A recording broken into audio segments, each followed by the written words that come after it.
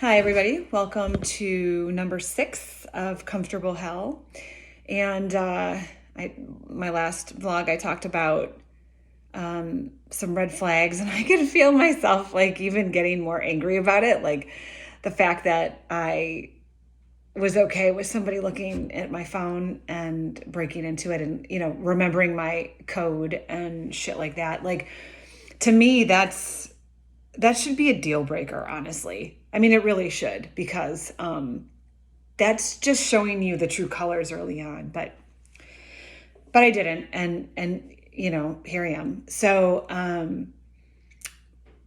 as I was talking about in the last recording, was that I still felt like there was autonomy in the relationship because I still had my own home and my own finances and everything. But I was starting to combine my family.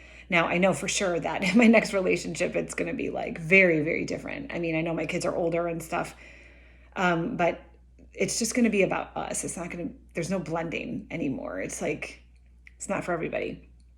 But anyway, there was autonomy, but we started to on the weekends that we had kids, like we would stay over at his place, and I would pack up my kids and we would stay over there. And like I didn't really like doing that, but honestly, when I look back, it was a lot of work. And my kids, like, I'm sure they didn't care. If I asked them, they'd probably be like, "Oh yeah, it was fun." But it was a small space, and I just I was giving up everything. This was the unwinding of me. This is the beginning of me like unraveling to a person that I'm not. And I see it like that now. Like I wasn't doing the things that were benefiting me. It was like I was starting to give myself up and just sort of enmesh myself into this person because I wanted it. I wanted that security. And maybe I don't even know. It was whatever this was giving me. I needed to do whatever was best for that unit, for him and I. And I feel like I was starting to not, and again, it wasn't like my kids weren't being taken care of, but I was starting to put the relationship first. And I saw like a meme on Facebook the other day that said, your relationship with your significant other should always come before kids. And some people will argue that, some people won't, but I will tell you that it's, looking back now, it's so important that you have a strong, united front with your significant other, particularly the one that you had kids with, right? That's very important. And it is, spiritually speaking, like there's a unity there. Kids should see that you're together in your decisions and that you love each other and support each other and all of that stuff.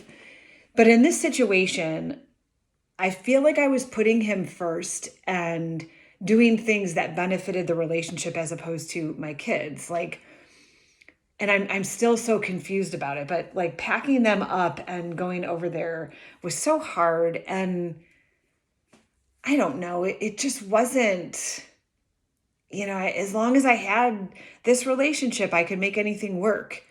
And I don't know, I wasn't comfortable with it. But another thing that I was recognizing about myself, and I think I mentioned the Chiron and the Chiron return, this astrology talking now, like, it returns when you're 50 and you're really hit with all of those things. I don't have any self-worth. I don't think that I'm worth anything. Everyone else is worthy. I'm not. And, when I left my marriage, I didn't take anything. I didn't take half of anything, of nothing. And he reiterated to me recently that that was my choice. Sorry. And he's right. You know what? I legally signed a document that signed over everything. So I didn't take enough to support me and my kids. because I didn't think I was worth it. Obviously, he's worthy, not me. And he wasn't going to argue that. He wasn't going to say, oh, no, you should take half of this house and half of this house and half of the business. And, you should take some of the furniture. I didn't take anything. I had to buy all new furniture when I moved out. And I, again, didn't take enough. And then shortly thereafter, I lost child support also, even though I made significantly less. So it's been a rough road, but I've never stuck up for myself. I never thought I was worthy enough to take half of anything. So when you're coming from that sort of mindset, I understand how I was just looking for somebody to fill that void in me. And because I didn't feel like worthy enough to begin with. So it's like I would have accepted a lot of things. And I've talked about this before in my actual blog, but when I was younger, it's just so hard to see it in like this perspective as an older person, but because I thought my childhood was normal. And, my brother, like, anytime it was just, everything was his. Everything of mine was his. And I didn't own anything. So he would take anything that was mine, use it, destroy it. And when I would go to my mom and say, Mom, he like destroyed my bike, or he destroyed my sweatshirt, or he took I got this food, these steaks from my boss and he ate them all, and my mom would just be like, what, there's nothing I could do. What do you want me to do? And so I became very powerless in that regard and then if I actually decided to stick up to my brother, he would say, why do you have to be such a bitch? Everyone thinks you're a bitch. So my mom had taught me that you're powerless over situations. If somebody takes something from you, there's nothing you can do about it. So you just need to let them take it. And if you do stick up for yourself, you're a bitch. So this is what's hardwired in me.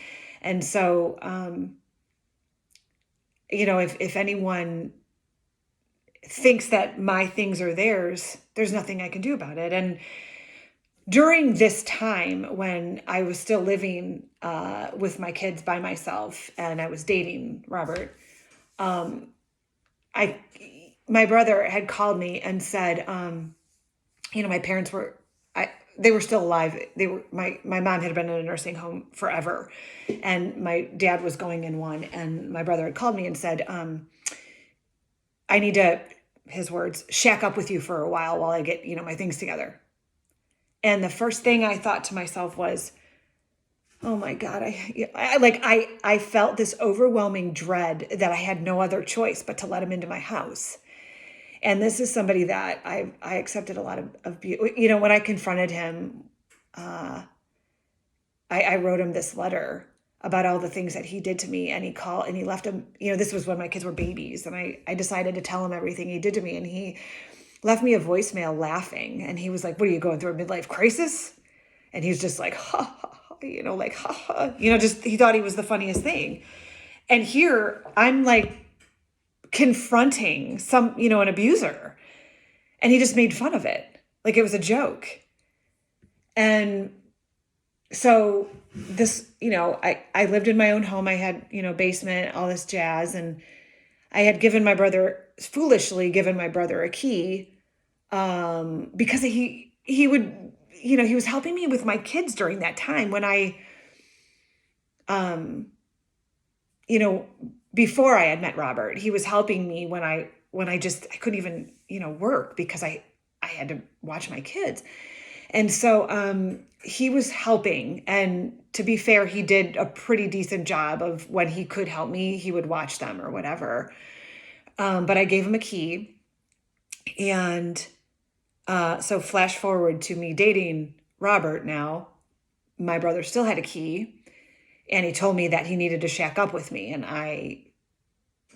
I was so blind to any boundaries, because I didn't have any, there were no boundaries in my house as a childhood, in my childhood. And so I thought I had to just let him. And I hung up the phone and I felt sick to my stomach. I didn't want him anywhere near me, let alone like living in my home.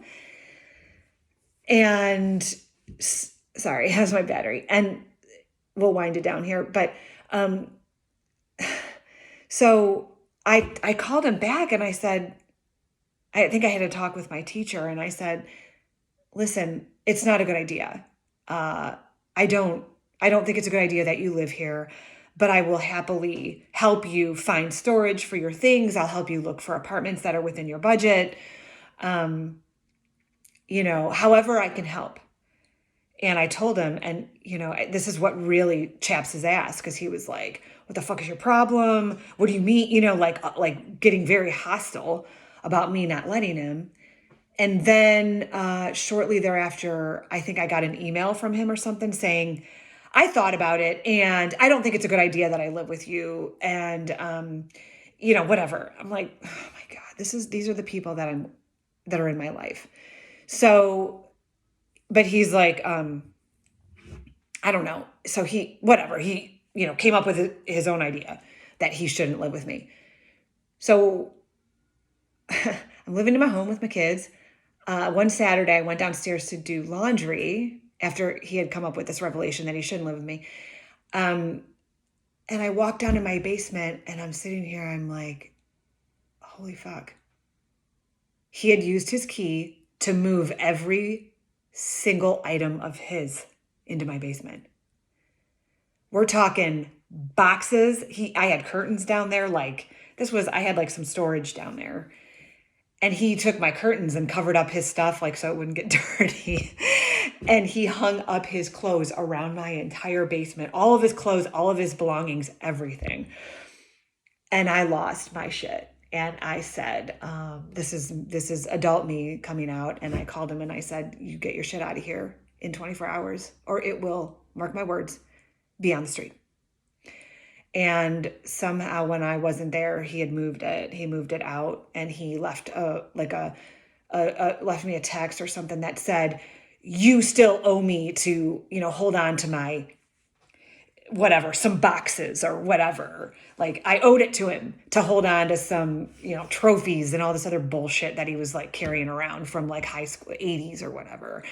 And, I'm thinking to myself wow, I'm such, this is what I was living. This is what I was raised with, like somebody who just took everything of mine and just, it was his, I can't explain it, but this is how I started this relationship. This is how I was with my ex-husband. It's I left everything to him, and, and I honestly think to this day, he doesn't see it. He doesn't see that I gave him everything.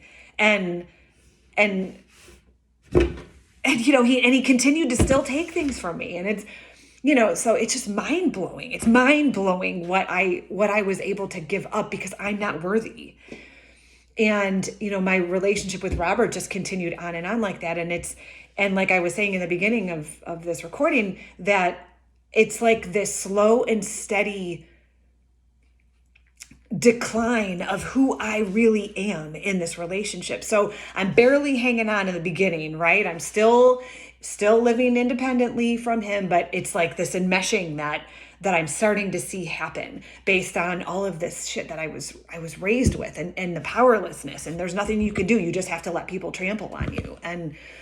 And the just me turning a blind eye because it's easier to turn a blind eye than to confront the emotion that you've always been hiding. These people bring out an emotion in me that I don't want to see, period.